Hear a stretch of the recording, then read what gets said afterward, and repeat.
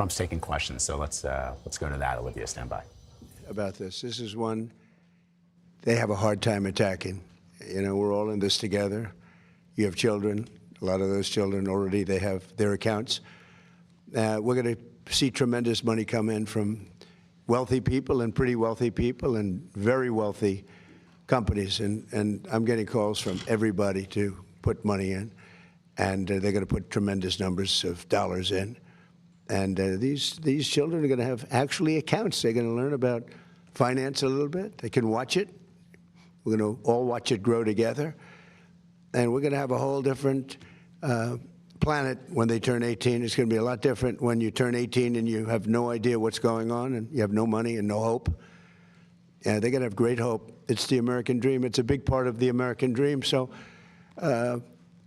again, Michael and Susan and Brad and everybody that has worked so hard, it's an honor to be. This is truly an honor to be involved in something that's pioneering, but really not, because for so many years, I said for many, many years, decades, they've tried to do it. They've never been able to pull it off.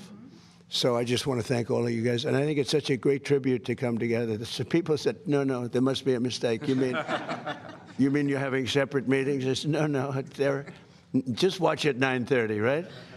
So it's a great honor. And thank you for being so fair about it. So we'll take a few questions, please.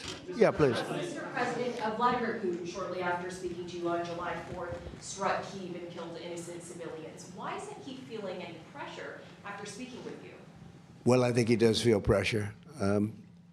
He wants to end it, and Ukraine wants to end it, and we're in talks, and we'll see if we can get it ended. It's a terrible thing. I ended 8 wars, and this was, in my opinion, going to be an easier one because I know both heads. I didn't know most of the heads. I did India, I did Pakistan, I did others. That could have been a real bad one. Nuclear. That was going to be nuclear. It could have been, as the Prime Minister of Pakistan, could have been 40 million people would have been killed, maybe 50 million. They had shot down 11 planes. It was raging for 4 days, and I got it stopped. And I did that. But this is one that I think we're getting much closer than people realize. And President Putin wants it to end. I will tell you that very strongly. A good call. And President Zelensky actually wants it to end now. And we're going to be going to NATO, and we're going to be talking about it. And I think we're going to get it. I think we're going to get it ended. It's been a terrible situation. Think of this: 25,000 people 2 months ago. 25,000 people were killed. 1 month, soldiers. Last month set the record. 36,000 people were killed in 1 month. Young soldiers, they go off to war and they're dead before the first weekends. It's drone technology. Michael, who would have thought that drones would have become such a factor? And they're killing machines. It's amazing. It's amazing. You hide behind a tree and it goes and gets you. And I've seen scenes that I don't want to see. I don't want you to see them on that battlefield. You know, you hear about the Civil War, you hear about all of these different terrible wars, but this is really horrible. So I had a very good call, and I think we're getting close to getting it done. Mr. President, on the economy, there's been a refocus, it seems, in June to talk about your economic policies. When do you think that message will change the perception of Americans related to the economy? Well, I think people know. Look, oil is now at a level that it was, I think it's even lower on a barrel basis than it was before we started. We've gotten concessions. Now, they have to hold those concessions, but there'll be no nuclear weapon. We're going to be getting the, as I call it, dust, the enriched material, nuclear dust, I call it. Seems to have taken off, but it's enriched material. We're getting it. We're getting it. I went in for one reason, very strongly, that Iran cannot have a nuclear weapon. I'm not looking for regime change, although this is regime change. The first regime is gone. The second regime is gone. And I think the third regime is more reasonable, but we'll find out. But we've destroyed their, as you know, completely destroyed 150. They had 159 ships. Every single ship is at the bottom of the sea. We've completely destroyed. They don't have one airplane. They don't have radar. You know, one of the reasons we kept the oil down, because a lot of people said, Kevin, and a lot of people were saying that oil could go to $300, $350 a barrel. But one of the reasons that prediction wasn't right is we were taking out on average of 10, but sometimes less, sometimes more. 3 weeks ago, we had a night, 22 ships came out of the Strait, and the famous Strait of Hormuz, nobody ever heard of, but that is some big money machine, I'll tell you what. When you look at the numbers, Michael, that makes everything look small. No, wait. And we took out so much oil that people didn't know, and it only took a month and a half. They finally found out. They had no radar because their radar was destroyed. So we took them out late at night with no lights, with no nothing. And our great Navy, which did the greatest blockade anyone's ever seen, not one ship got through in 2 months. And we then freed up the blockade because we're close to maybe making a deal. I don't know. We'll make either. Look, we're going to win one way or the other. We're either going to make a deal or we're going to finish the job, okay? And it won't be tough to finish the job. I'd rather make a deal because I don't want to affect 91 million people. We can knock down their bridges in 1 hour. We can knock out their energy supply, all of those big plants that they built, big, beautiful, modern plants. They had a lot of money. They don't have any money now. We haven't given them any money. But we can knock out their electricity and power generating plants in, I would say, a small part of an afternoon. Every plant will be gone. And they know that. They know that. Please. Daniel, go ahead, please. Go ahead, please. Thank you so much. No, right behind you. Oh, yeah. You know why? He's a friendly voice. Go ahead. I wanted to thank you first and foremost for the Trump account. You see? I had a, That's what I call a reporter. He's actually a great this year, reporter. so he'll directly benefit from the account. Good. Thank you. Fast forward 18 years from now, and a lot of these kids are 18, and they can look at the Trump accounts and they see hundreds of thousands of dollars from them. What lesson do you hope they'll walk away from and think about you regarding this program, and do you think this will go down as one of, if not the signature policy achievements of your I hope so. I think it will. I really believe it's going to be one. I think we've done a lot of great things, but I think this will be one of the top. It's going to teach children to be entrepreneurial as opposed to the threat of communism that you're seeing a lot. This is not social democrats, by the way. That's a beautiful, we're social democrats, they say. They're not social, they're communists. They want to destroy our country. We're not going to let that happen. But this helps, even from the parent standpoint. You know, they see their child getting richer and richer as the market goes up. If it goes down, they don't lose anything. They make money, they have money. But if it goes up, they could become actually rich. And the parents are going to be watching, and we're all going to be watching, and we're part of a very big and very beautiful game. It's going to bring them into the mainstream. It's going to bring them into recognizing, like Michael Dell. I said, how the hell did you start this thing? What he built is incredible. Now his product is great. But as he said, he made them, I guess, laptops. He made a better laptop on his bed in a dorm than they sold in the store. So he started selling them, I guess, probably during college. I don't know where the hell you started selling them, but you sold a lot of them. And it just cascaded. And then his greatest deal was he met Susan, and she probably guided him beautifully. That was probably his most important thing. And they have great children, great everything. But, you know, it's a beautiful story. Think of it. They gave $6.25 billion. And there's a rumor he's giving more. I don't know if it's true. I'm not holding him. I mean, it's hard to say fake. How about doubling up, right? But think of that. And started with no money. He had a great brain, which is, you know, that's better than money, I think. But, you know, it's like an amazing story. And that can happen with other people. Maybe not to that extent. Maybe there could be a few to that extent, but not to that extent. But that can happen with some of the people here, some children living in poverty. It can happen. And now they have a real chance. It's a big thing. It's a big thing. Yeah, please. I wanted to ask you, can you describe your phone call with Gianni Infantino about the red card, and Belgium is appealing the decision? What's your reaction? You're asking me about the whole soccer thing? So, yeah, I did. I spoke to Gianni, who's highly respected, who's produced the most successful World Cup in history by, they say, 4 times. This isn't just a success. I actually said, Johnny, we've got all these games. Each one is turning out to be a Super Bowl. And we have all these games. You know, when you think of it, every game is like a Super Bowl. Yes, I watched last night. What a game that was with Mexico and England. I mean, two countries, I don't know the players, although I think Kane is a great player. See, I played golf with him, and I like him a lot. He's a good golfer. But he's really great. But I watched, and no reason for me to watch, and you couldn't take your eyes off the game. Because I said, Johnny, you know, you have all these games, because they added games, in a country where really it's not our main sport, to put it mildly. And this has been 4 times more successful. He told me last night the numbers are 4 times greater. They think 50 or 60 million people are going to be watching the game tonight. I mean, you know, this is getting to be Super Bowl numbers. But you have a game tonight, and they think they're projecting a minimum of 50 million people watching a game.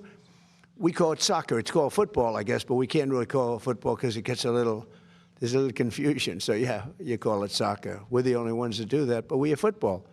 And football's great. But I've never seen anything like it. So I saw the play, and I'm a person that loves sports and was a good athlete. And I understand sports really well, really well. And that wasn't a foul. That wasn't even an infraction. That was 2 guys running full speed that happened to crash into each other. You can't take your foot and properly place it on somebody else's foot when you're going, no, these were 2 great athletes that got tangled up, and this referee, who is a little bit suspect, if you check his past, I don't want to say that because I don't like to create controversy, but very suspect. If you'd like, I'll provide you with the past. He made a call that nobody could believe. You know, even people on the other side, they say, oh, we got lucky. Wow, and it's very interesting. They say they don't show them in slow motion. And I never realized that. I never heard of that before, that they're not allowed to review in slow motion because it's so different. Because you'll take one little quarter of a second and you'll see that a hand is touching a neck or you'll see something. Whereas when you see it in fast motion, it will look like 2 guys collided, which is really what happened. They got sort of entangled. He didn't do anything wrong, and he's our best player or one of our best players, a very vital player. And he gave him a red card. I didn't know what that meant. I didn't think it meant much. Then I started hearing that means he can't play in the next game, at least in the next game. I said, boy, that's a big, you know, if it happened to another player, it would have been unfair. But when they take your best player, or just about, they have some great players, and they say you can't play, that's very unfair. That's, you know, it's one thing to penalize somebody for the game, but how do you penalize them for a game that hasn't been played yet? It's very unfair. You can't do that. So, yes, I asked for a review by FIFA. I spoke to a man who's highly respected, and by the way, whose level of respect has gone up tenfold.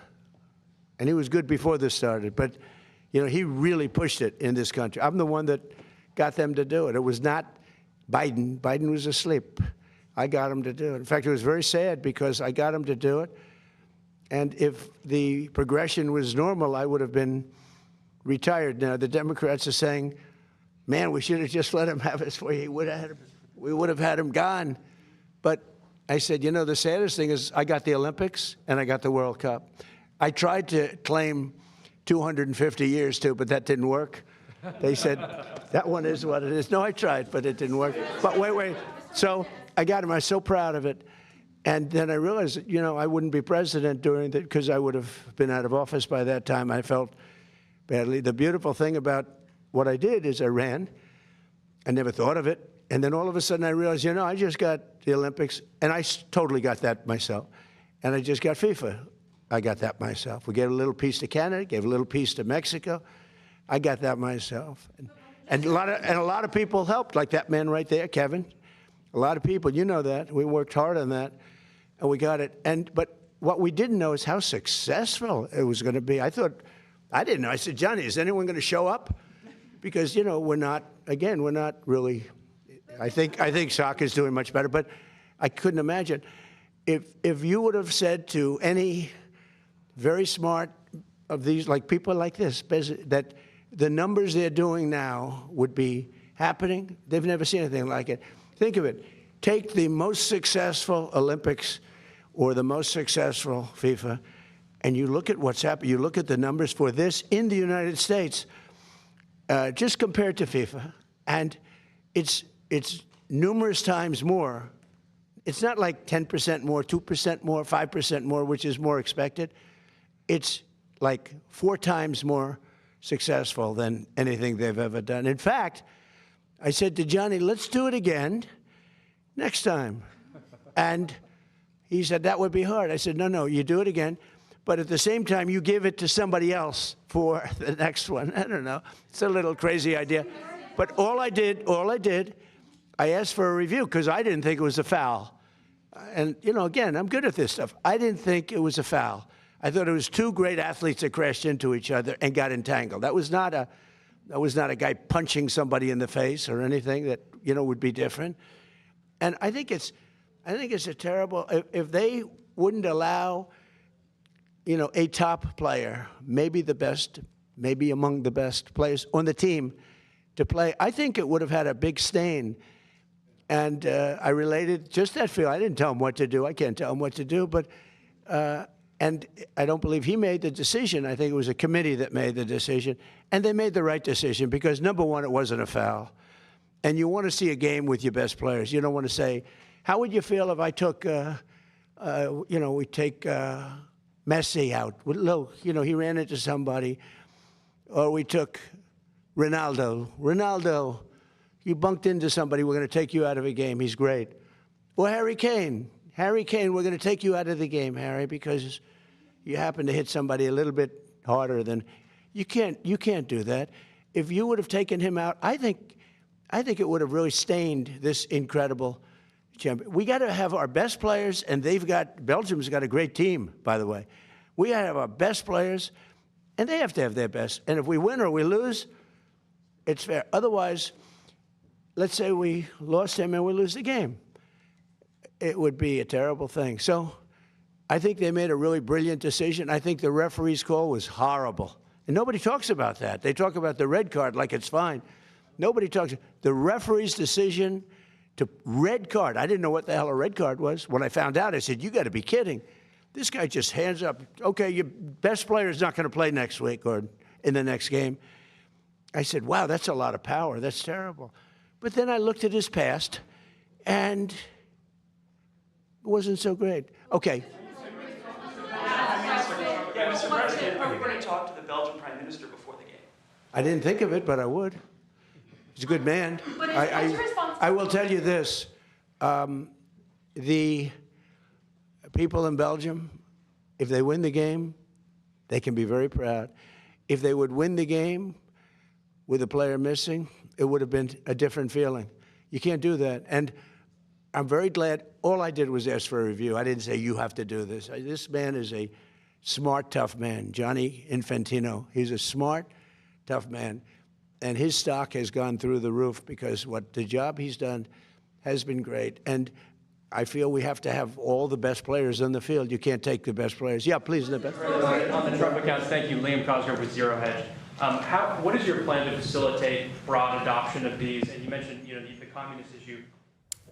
All right, you've been listening to President Trump taking questions from reporters after launching his Trump account savings plans from the Oval Office. In addition to discussing the decision that led to the controversial World Cup red card reversal, the president also mentioned that he spoke to Russian President Vladimir Putin. He claims that the war with Ukraine is wrapping up soon, although he did claim while he was running for president that he would have ended the war day one.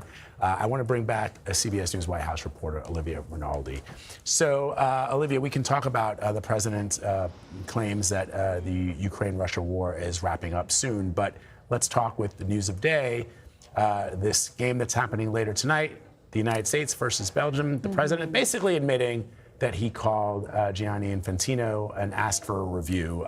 What stood out to you? He said, I did it. He said, I did it.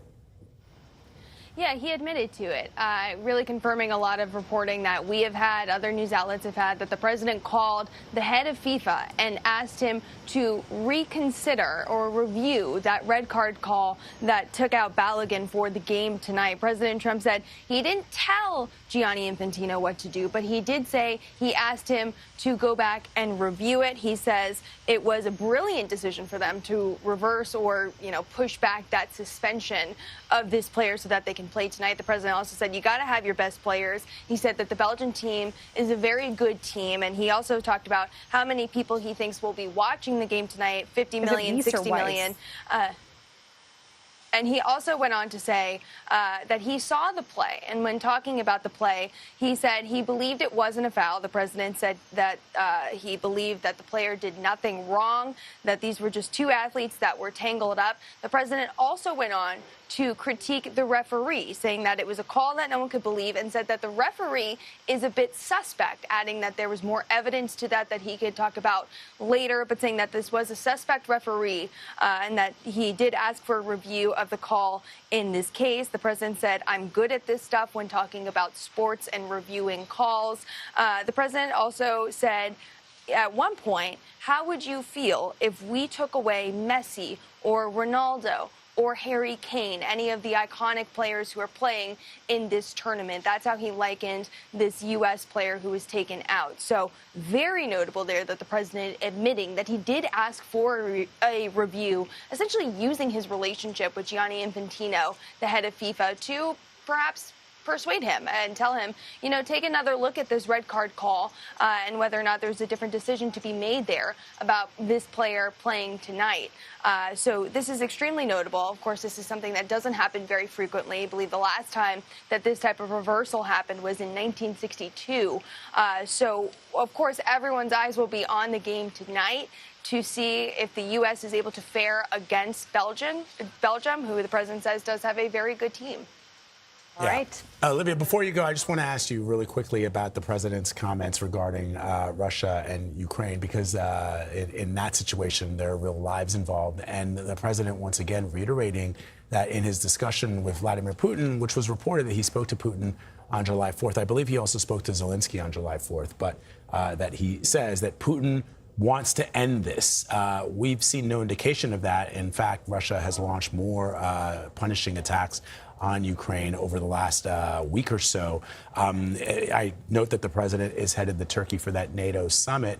What do you expect out of that summit, given that Putin continues to prosecute this war? Well, Ukraine is really going to be front and center of the NATO summit this week. The president is expected to meet on the sidelines with Ukrainian President Zelensky. Those two have shared a number of phone calls in the last month or so, especially as those attacks from Russia have been ramping up, even striking inside of Kyiv, killing people inside of Kyiv. We've also seen just a mass amount of casualties on that front line in Ukraine. There's some estimates that there's some 30,000 Russian soldiers they're losing per month. The president, when talking about this conflict, often says he thought it would be the easiest to end, but that's proved elusive to him. Of course, he has tried numerous times at diplomacy with both Putin and Ukraine, but yeah, he does often say Putin wants to end this war, but we have seen no indication of this, especially as they have continued to ramp up those attacks, continue to send young men to the front lines in that really meat grinder of a stalemate there on the front lines in Ukraine. So the president is going to meet with Ukrainian President Zelensky on the sidelines. He's also going to meet, of course, with other members of NATO, and that's the key topic there, is this war and trying to bolster European defenses. European leaders have been working hard to try to calm concerns from the president that they are adding more money to their military spending. But this is certainly going to be a summit to watch as the president heads there later today. All right. Olivia, reporting from the White House as always, my friend. Thank you very much. Appreciate you. Okay, so let's get back to that controversy at the World Cup. You just heard the president of the United States admitting that he called the FIFA president to review a red card suspension for U.S. player Folarin Balogun. So let's bring in Lukas Weese. He's a staff writer at The Athletic. So, Lukas, I think what would be good in this moment, because we've been talking about it all morning, but one thing we haven't mentioned is that that reversals within FIFA are not uncommon. The process here is what a lot of people are raising eyebrows. The president of the United States calling the head of FIFA. There was a game with Ronaldo where he received the suspension.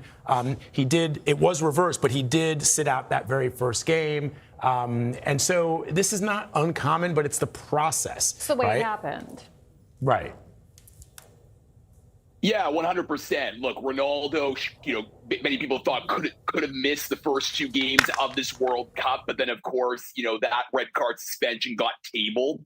And look, it hasn't happened since 1962 that a red card has been rescinded and that player has allowed to play in the World Cup. But I just think, guys, it just raises this question of suspicion, right? The fact is, we just saw President Trump right now confirm the Athletics reporting that he called Gianni Infantino, but it wasn't just President Trump. There were other U.S. U.S. government was getting involved with lawyers. Howard Lutnick was involved. So, there was this involvement. It just raises the question of this coziness between President Trump and FIFA President Gianni Infantino. And this is stemmed back from FIFA having an office at the Trump Tower, Gianni Infantino relocating the draw ceremony from Las Vegas to the Trump Kennedy Center, even having Trump have the FIFA Peace Prize, the playing YMCA at the draw ceremony. So the list continues to go on. Look, the contents of that call have not been made public. We may never know the contents of that call, but currently the perception right now is that there is alleged favoritism going on and alleged political intervention, as President Trump called Gianni Infantino. We don't know the extent of which that call influenced Gianni Infantino, but it does raise suspicion.